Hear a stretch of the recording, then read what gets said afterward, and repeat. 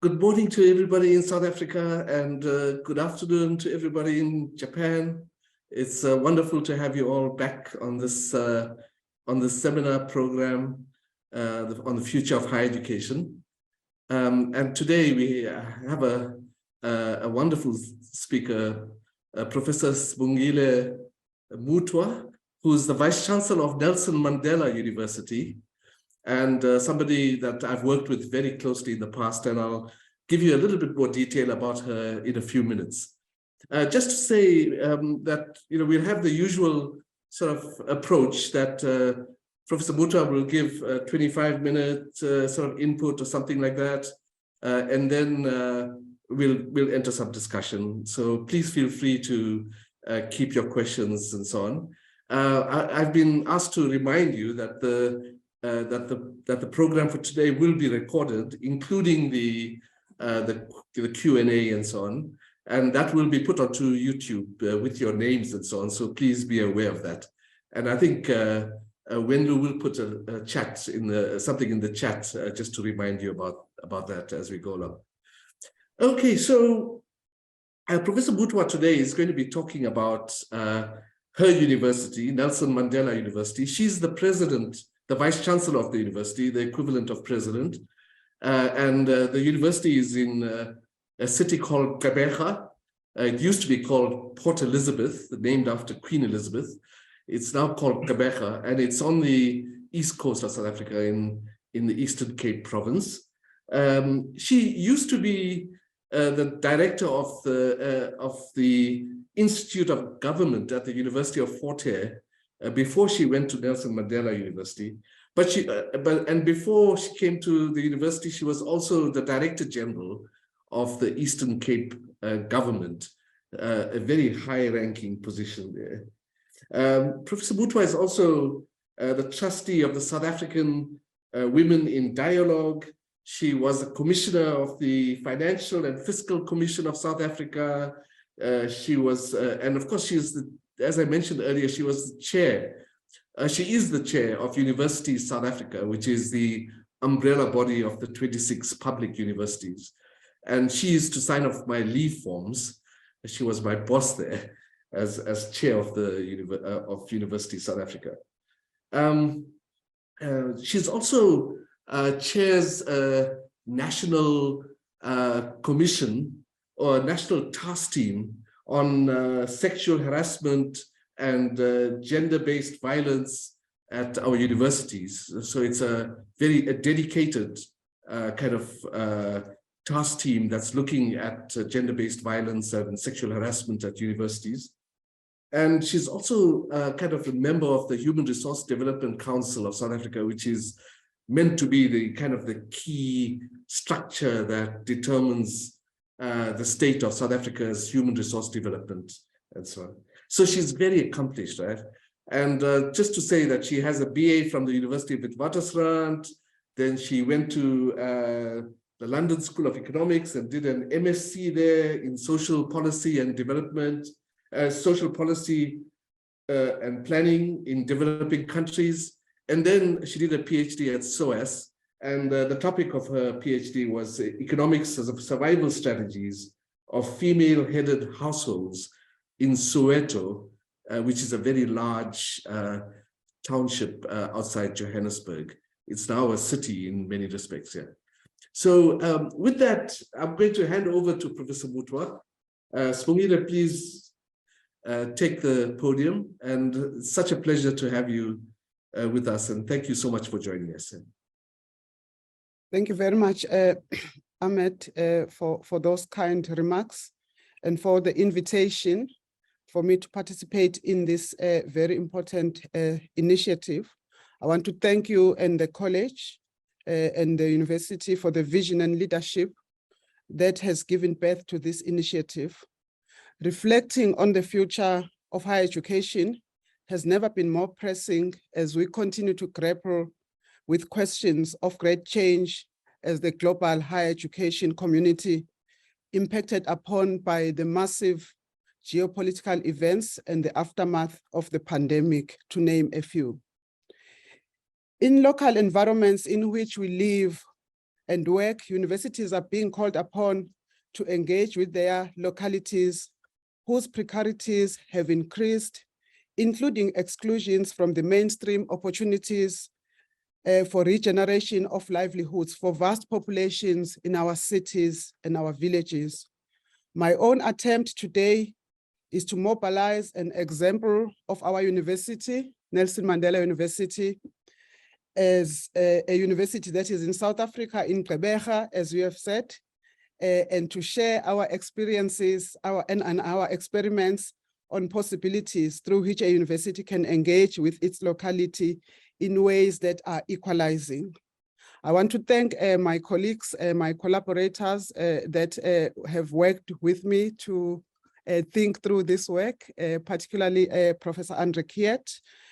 Some of what I'm going to present today, we have collaborated in writing. But also I want to thank the portfolio of engagement and transformation and my colleagues there that have worked hard to make real the programmatic work on engagement. We offer our philosophy of engagement as convergence, and we offer this as a tentative platform of reflexive experimentation rather than as a fully formed idea at this stage to be imposed. We do not assert anything yet as complete. We are playing with ideas. This is based on our conviction that it is through engagement and grappling with uncertainty and multiple layers of knowing and not knowing that where change can germinate. Can I just then have my slides, please, Wendell? I have got planned the presentation following that content that you see, where we start by explaining who Nelson Mandela University is. Next slide, please. Nelson Mandela University is one, next slide.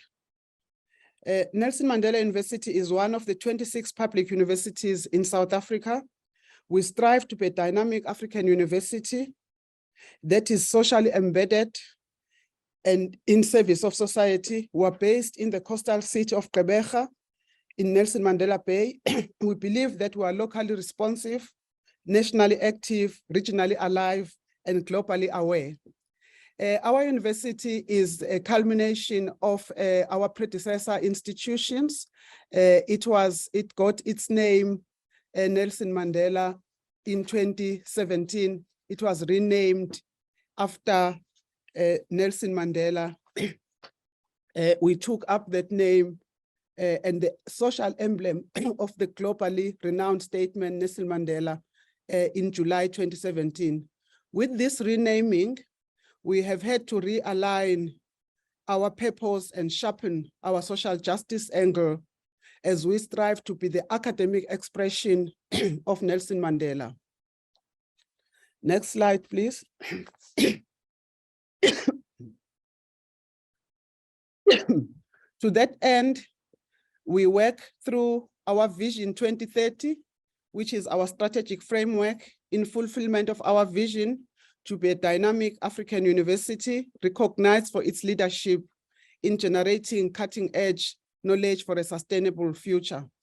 And the realization of our purpose, as I've said, to be in service of society, the purpose that finds its animation through our social justice angle. In order to stay true to this purpose and to elevate our ambition, we have embarked on an exercise to reimagine engagement. It is important to say that we have a long history of the scholarship of engagement. So as we work at reimagining engagement, we are not starting from scratch. Next slide, please. Next slide.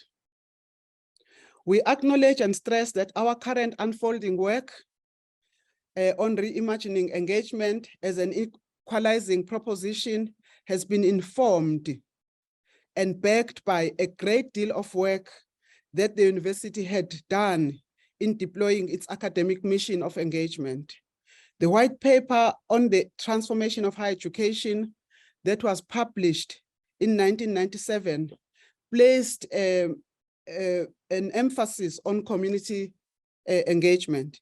Indeed, various efforts, both at the level of national policy and at institutional level, with many reconfigurations, a great deal of work was done to advance the engagement mission at our university. Next slide, please. That was until the time when the new Vice-Chancellor, that is myself, was appointed in 2018. Next slide, please. Now, our engagement work, as you can see, as per our last published report on engagement, which was in 2019, resides within academic faculties and it resides beyond faculties with a range of impact areas of our work. In this slide, we project a range of impact areas flowing from faculty-based engagement activities. The next slide, please, shows impact areas of work that falls beyond faculties. Of course, the impact areas by now would have increased and slightly diversified over time, especially following our engagement work during the pandemic, the COVID-19 pandemic. Next slide, please. Next slide. I think I am going to dwell on this section of the presentation because it is at the gist of what I have been asked to speak to. In our work of reimagining engagement, we've had to think of how we conceive of the university differently. In sharpening our engagement angle, we have had to rethink through this question and imagine various possibilities through which the university can show up as a socially embedded institution and a good academic citizen. We propose a few outlines that are emerging. Firstly, we propose a university that has a sharp appreciation of context, place and its shifting character and orientation. Secondly, we posit an idea of a university locating itself at the engagement transformation interface, a university that is conceived as a transformative, responsive university. Professor Bauer himself in 2017 has come very close to capturing what we have in mind when we talk about a transformative, responsive university, and he has described it as the recreation of the university as a social institution that speaks to new realities and contexts and is simultaneously responsive to the intensely local and global and has its center as a social justice agenda, close quotes. Thirdly, we realize that the university will, at least it might, have to grapple with some aspects of institutional change that should work to alter its relationship with its publics. Fourthly, and finally, we have also stated that we have to strive to commit to a purpose of being in service to society. This is a scaffolding on which our values and our strategy that I outlined earlier is based on. Now I will elaborate further on two, at least, of the four ways in which we have chosen to think the university. Firstly, I'm going to elaborate on the centrality of engagement in context. Next slide, please. Engagement as a scholarly endeavor has in reality been a craft pursued by universities in general and some academics in particular as a third add-on mission, seen either as a necessary social responsibility or as optional to academics. It is regarded as a less veritable intellectual persuasion. This has meant that the pursuit of rewards and recognition within the academy has been primarily on the basis of contributions made as a researcher and secondarily on those made as a teacher. Next slide, please. We argue that there is an inherent connection between engagement and social and cognitive justice linked to co-agency, co-creation of knowledge, as MUTHWA states in 2015, as well as action. We propose to think of engagement as convergence, which we link to the aspirational permeability of the university walls or the breaking down of its fences as postulated by ex-gregars and others. Next slide, please. This we also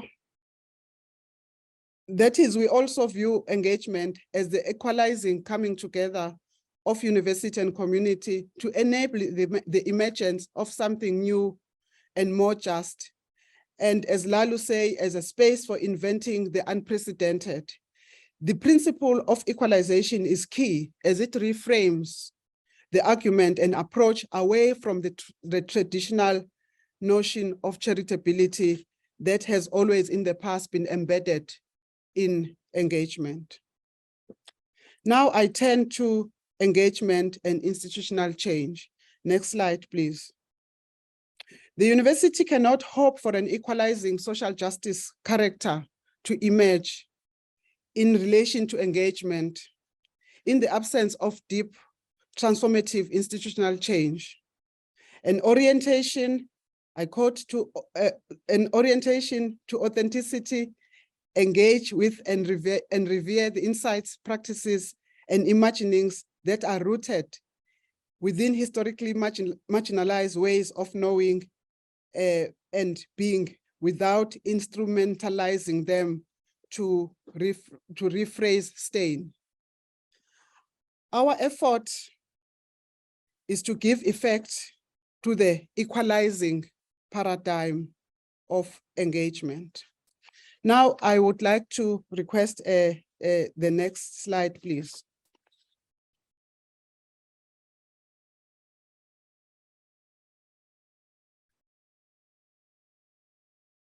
This is what we have in mind then when at Mandela University, we talk about the hubs of convergence, the co-creation of spaces and physical that are physical and otherwise, where we can transgress the conventional character of the university and the academy.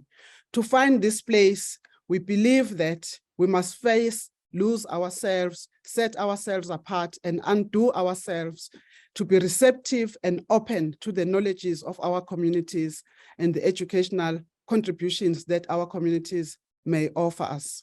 Next slide, please. Next slide.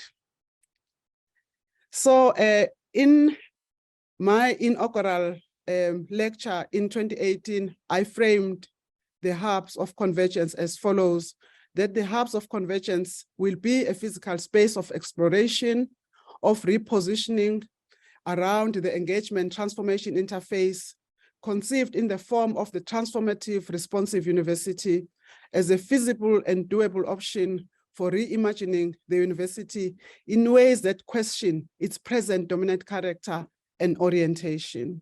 Next slide, please. Now, what are the guiding principles of convergence? Firstly, of the hubs of convergence. Firstly, we talk of convergence as a conscious effort of drawing together the internal and external stakeholders to unlock the knowledge and praxis that enable us to better engage on grander issues that affect our society. The drawing together of these stakeholder communities recognizes the voice and agency of all those involved in the engagement, which forms a vital part and element of our work as a university on humanizing pedagogy. Next slide, please. The second principle embedded in this project is the principle of reciprocity, which is the exchanging of co-created knowledge and resources through the principles of generosity, solidarity, co-creation, responsiveness, and inclusion for the mutual benefit of all stakeholders. The third principle conceives of multiple forms of output, mindful that socially engaged scholarship is best derived from an authentic process of learning with others in practice, that it embraces the uncertainty embedded in not knowing and is supportive of multiple forms of knowledge output to drive social inclusion and cohesion.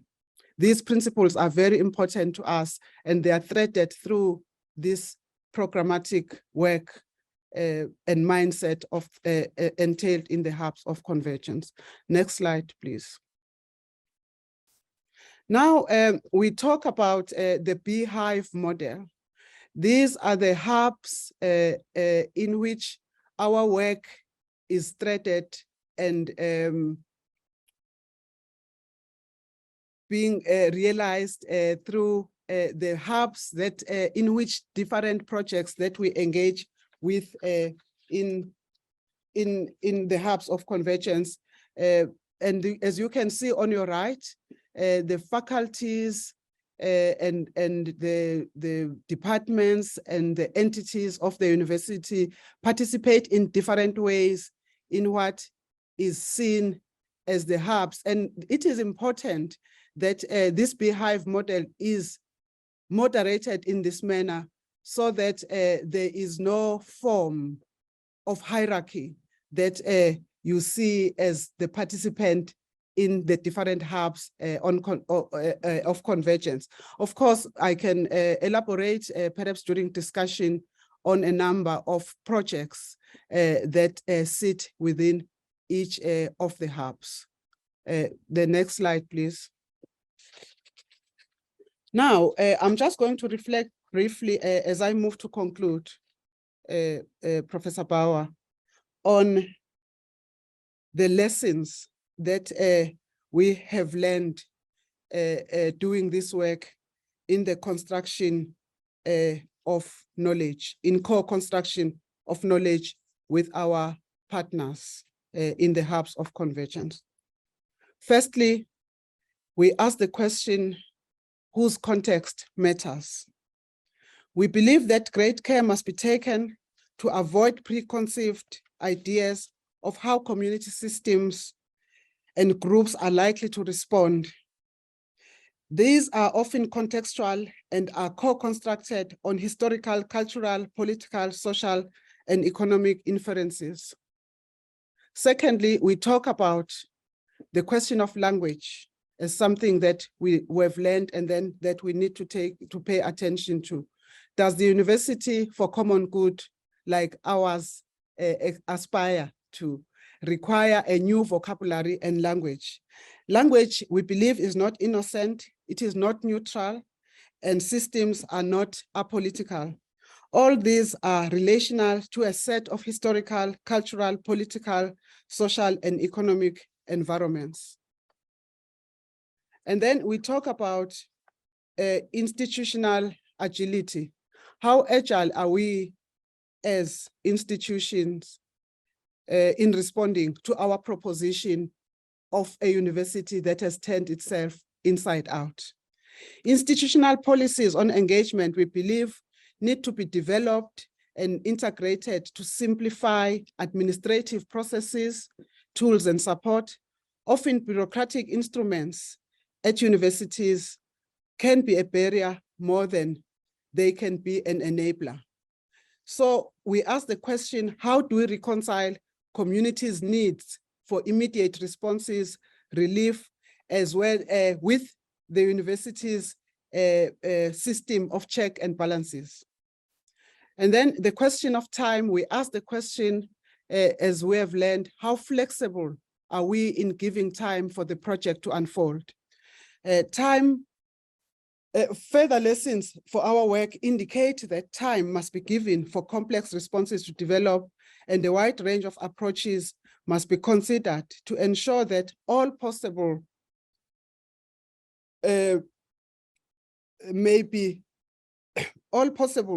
key methods have been explored. And then the question of resources. How do we back our intention to be a socially embedded university? We believe that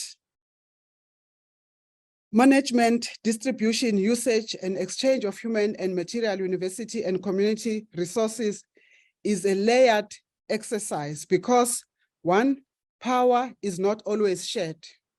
Two, capacity is varied between universities and our partners. Trust is built over time. So we recognize this as a barrier which we need to contend with. The final lesson is the question of communication.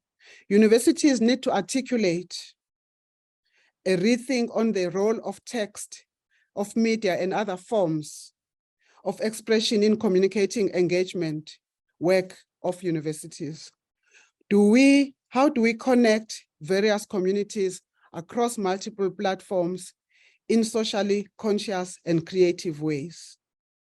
All in all, in conclusion, Chair, we posit that a university that identifies as context conscious, socially embedded, a university that has ambitions to engage in equalizing frames with its local context has to commit to fundamental reflection and revision maybe of some of its norms and its forms.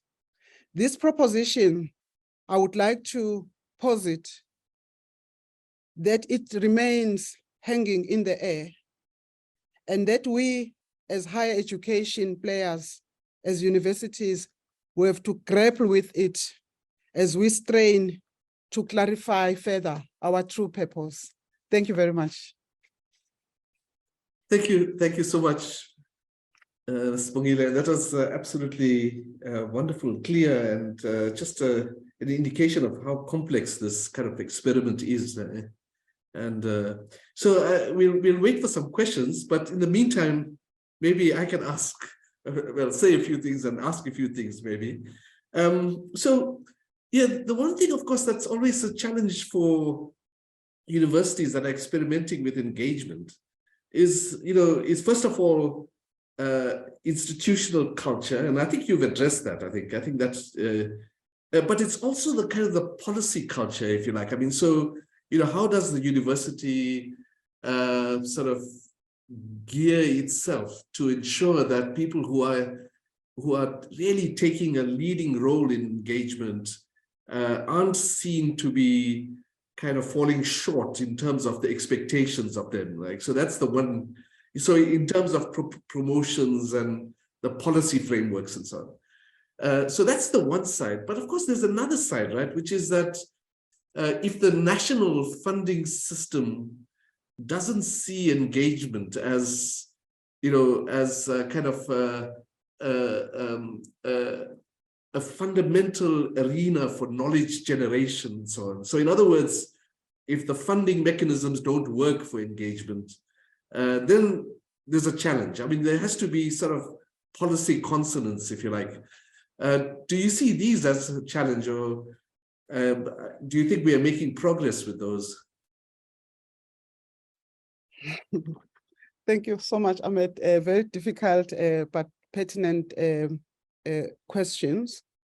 In our experiment at our university, we have not pursued a big bang approach.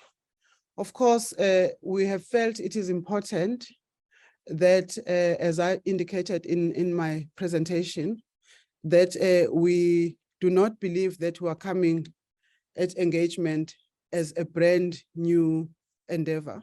Engagement is a postulated and accepted third mission, as you know, of higher education, albeit less prestigious, if I can use that word, as the other two missions. So our proposition of reimagining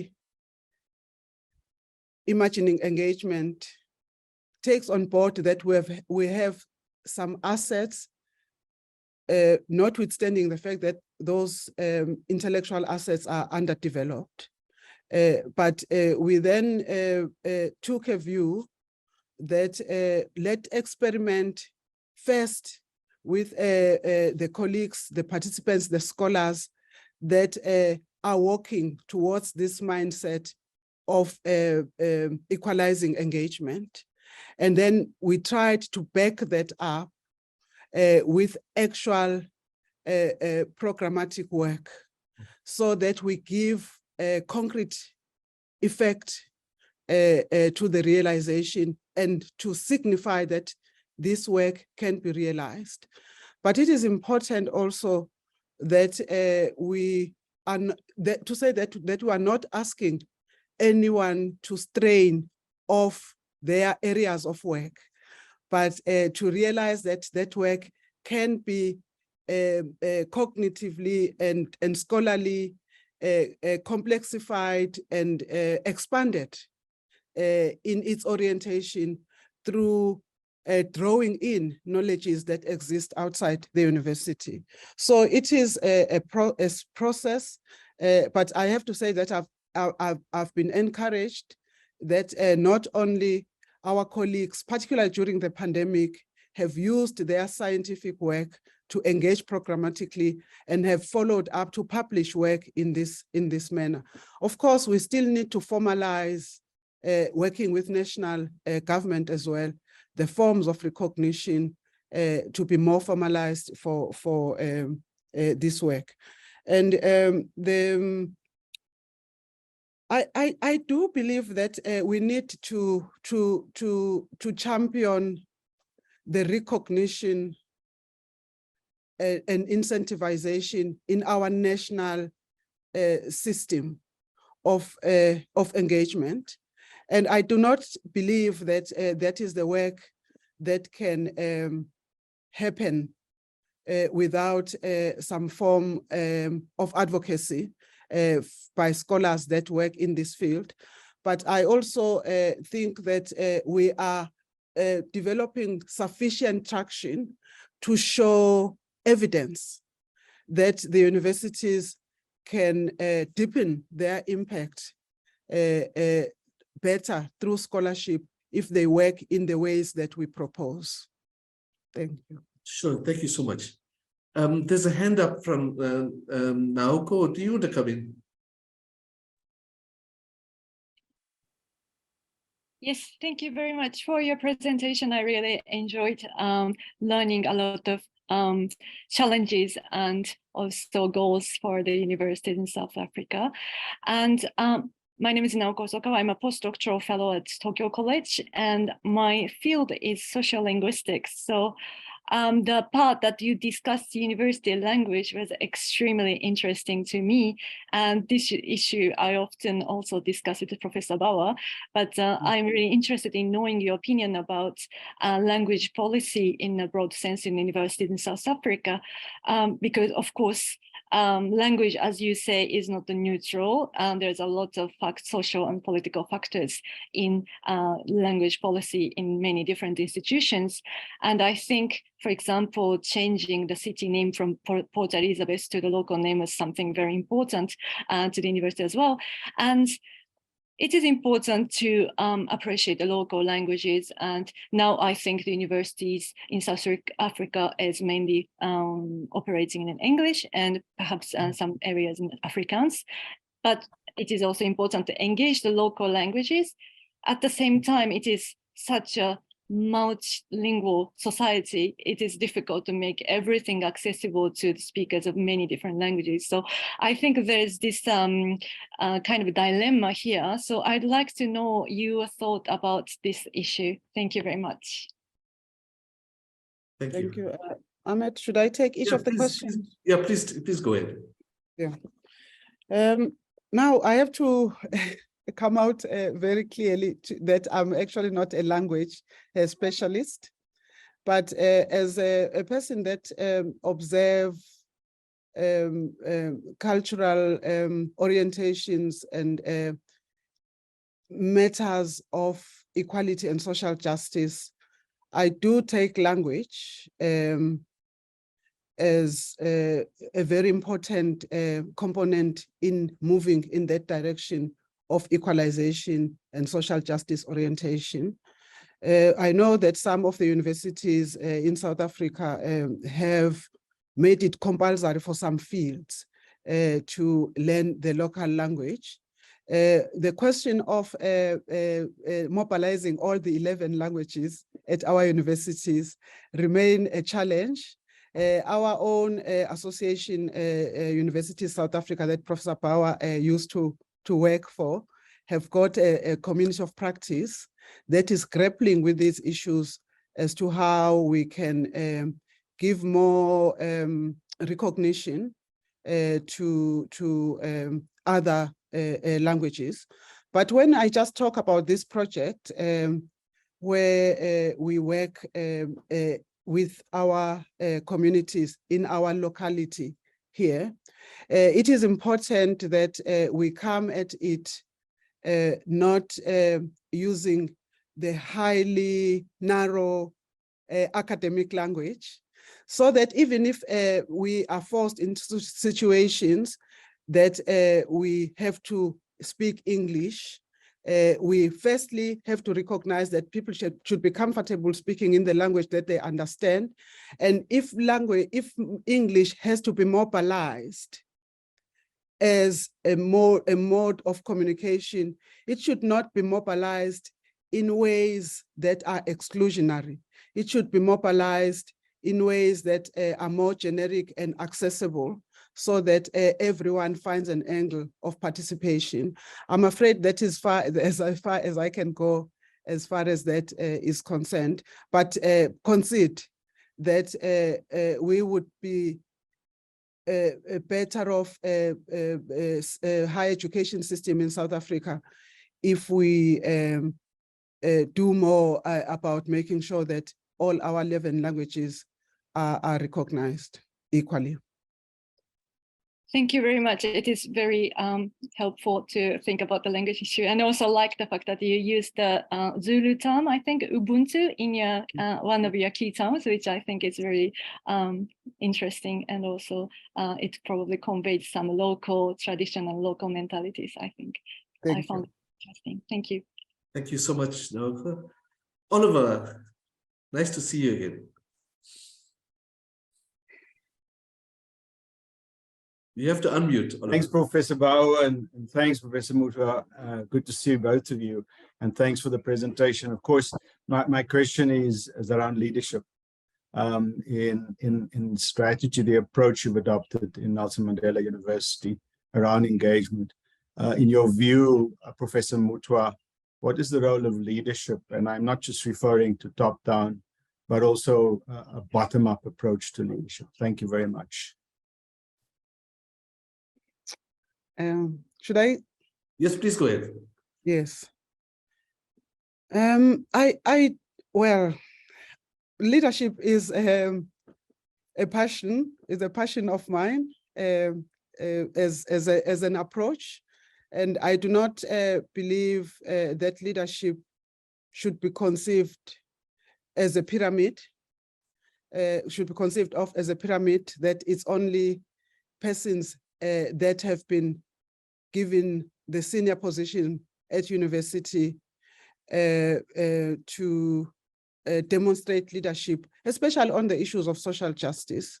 So yesterday, as I was saying earlier to Professor Bauer, we were listening to Judge Mervyn King at our university. And then he mentioned the question of interoperability. And then we call it, perhaps let's talk about it as reciprocity, that leadership is better conceived of as, I suppose, the ambition, the orientation to, and the courage to turn yourself out and to walk into the space with vulnerability that opens you up totally to learning new ways of being and new ways of doing. And of course, in saying this, you realize then that we have not conceived of leadership as something that should be seen in only the university allocated leaders or in senior professors. That is why, if I can use the case of the hubs of convergence and our work on engagement and as convergence, what we did when we thought of this work, we thought that otherwise it's going to be only in a name if it is not set free for all colleagues to demonstrate their leadership around it. And if we had not done that, this work would have not had the traction that it has had, because for leadership to thrive, everyone must be placed in a position where they feel that they can make a contribution. So if I can talk about my role, I've always conceived of it as a catalytic role, where I create, where we create as decision makers, a context where people inside the university and our partners, where we feel that anyone can thrive if they are prepared to just walk away from themselves and set themselves aside for a few minutes, for a few hours, for a few days, to try new ways of being. Thank you so much. Thank you very much. Professor Morio at Tsukuba University. Yes, so thank you very much, Professor MUTHWA, the very interesting presentation. So among your presentation, I'm very interested in how to establish hub of convergence. So I'm wondering, so how, for example, so inside the university, so how to so establish convergence. One possible approach is top-down. So the university, so authority will present some so local issue, and then they order or so they organize interdisciplinary team.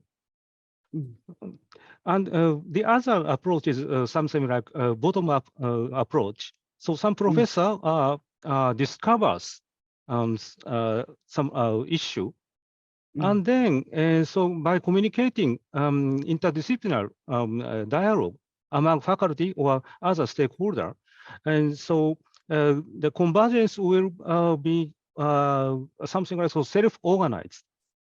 And unfortunately, even in Japan, we have a big issue of interdisciplinary collaboration among the professors.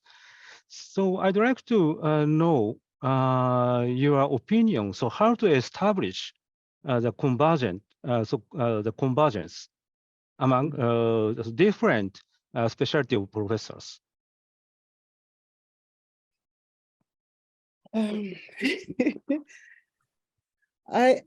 Well, perhaps again, I should narrowly locate my response to this project, even though I believe that my response could be attempted, could be an effort that could be attempted anywhere else. I do not see the reason why it cannot be.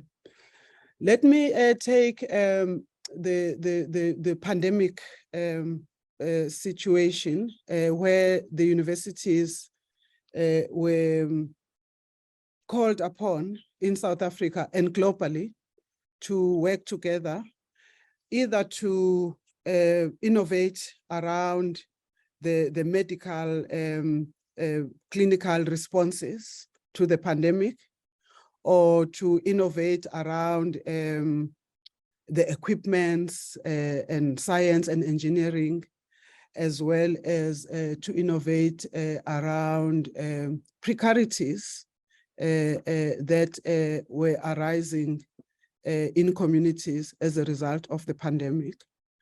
So we used this concept of the hubs of convergence. I'm just perhaps responding through a case study to put together, to first say, what are the problems that we need to respond to in the locality in which our university is situated. And as I showed that Beehive, our programs, our interventions were located in those beehives so that colleagues in engineering felt that they could contribute by designing PPE, protective equipment. Colleagues that work with food systems, they could work with communities to innovate around sustainable food systems.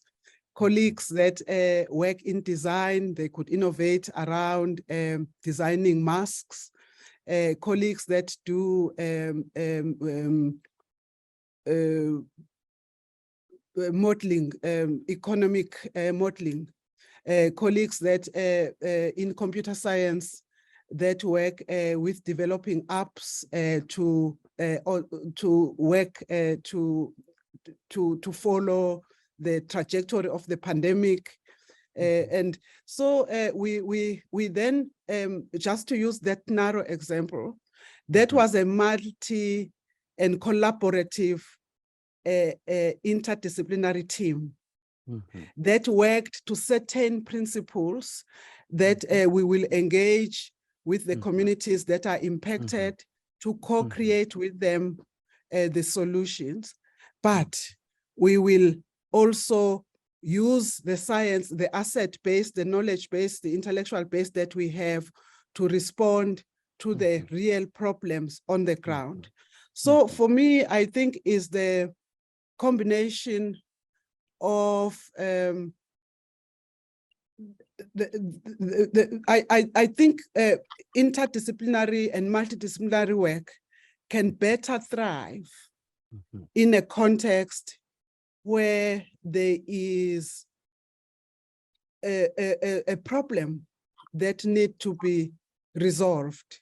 And of course, we know that one can argue that interdisciplinary collaboration can happen in greenfield approach to sciences, but I think it is better articulated and seen optically if there is a problem that scientists and persons need to work together to resolve. So that was our experience. Thank you. Okay. Yeah, thank you very much. Thank you, Professor Morio. Professor Takeuchi, please come in. Thank you very much. My name is Takeuchi, Tokyo University of Foreign Studies. I also thank you, Professor MUTHWA, your cooperation during this surge of last year. Thank you very much indeed. My question is about the concrete case of the engagement. I am interested in concretely what kind of engagement your university is carrying out. I understand that with your explanation that mainly local community around the university would be the counterpart of the engagement. Is this understanding right? And in case of Japan, in my imagination, universities are often urged to work together with industry, and this happens often, particularly in the field of natural science. But if we we are urged to work together with local community increasingly, but the approach would be different.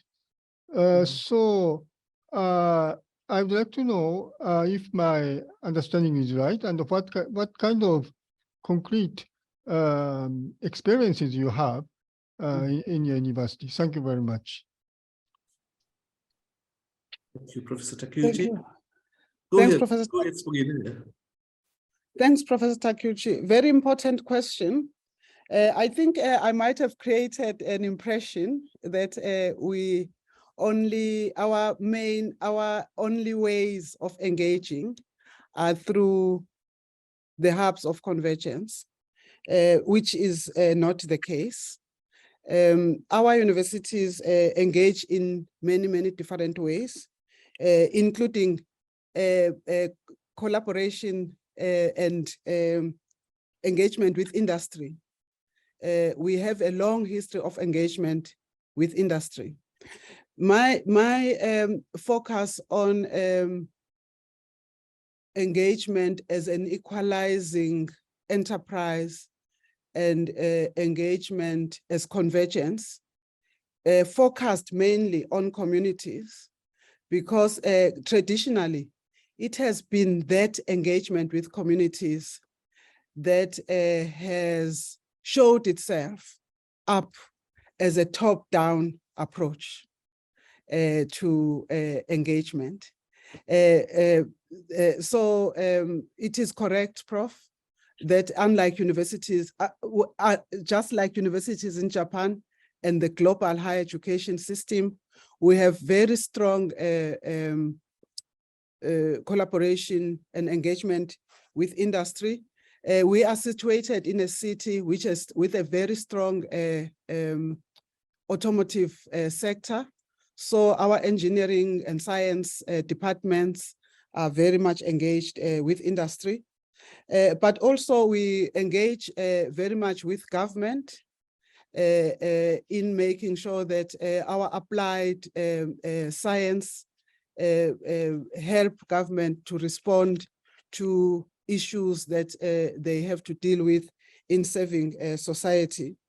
And then we also engage, I would want to argue on the exchange of knowledge as well, and to produce reports that inform government policy, that contribute as policy briefs in the work that the government and the civil society sector is doing.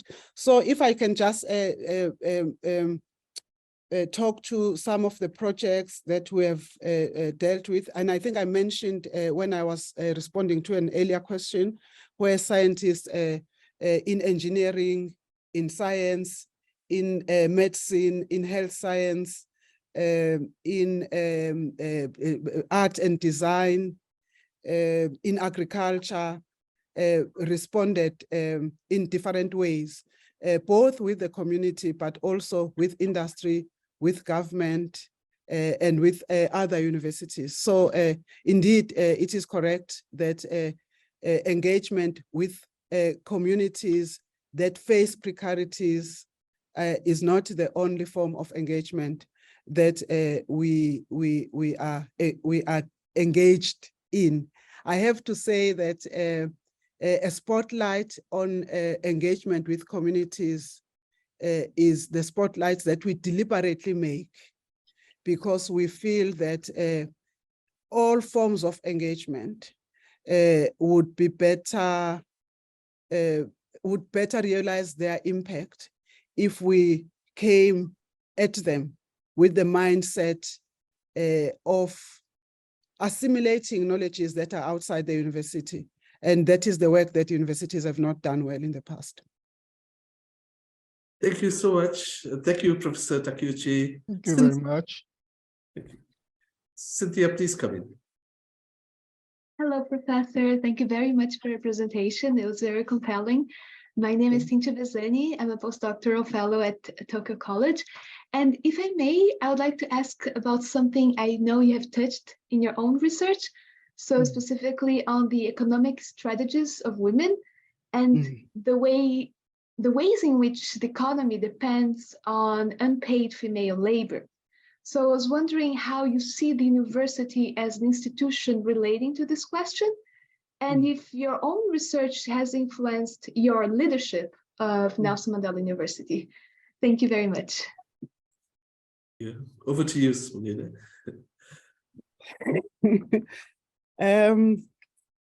Of course, today I do not think I would have had time to reflect on my own mindset and the lifetime task that I have carried with me to work in ways that recenter the work and contribution of marginalized people in all walks of life. So I did not have the opportunity to do that today. But my own work is informed by, I suppose, a strong social justice orientation, which is actually something that one did not learn only in research. The research that you're talking to was indeed motivated by my observation on the ground that the extent to which if we take the economic survival strategies of women-headed households, we know that globally, and particularly in my country, women-headed households face multiple areas of precarities and deprivation. And what we would want to argue that given opportunities, making sure that the playing field is level, it gives everyone the opportunity to rise to their true potential.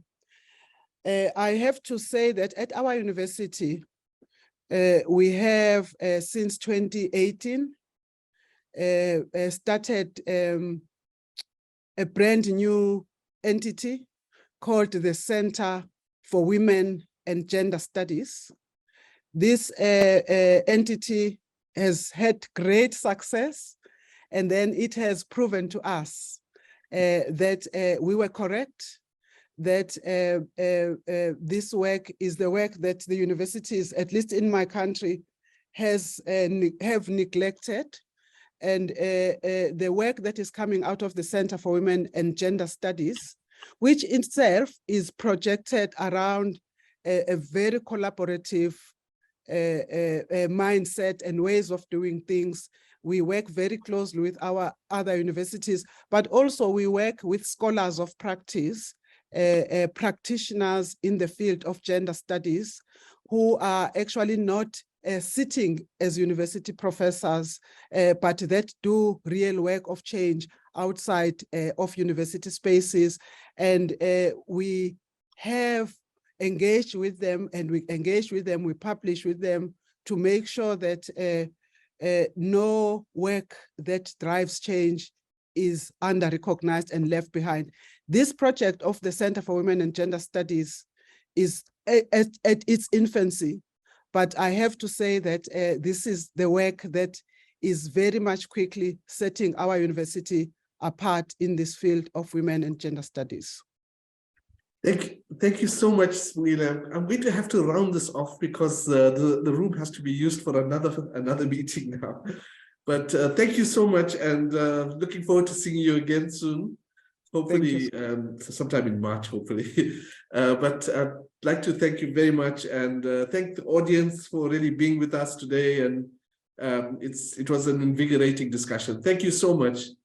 And, thank you so much. Look forward to seeing you soon. Thank you so much, colleagues. Thanks, Ahmed. Bye-bye. Bye.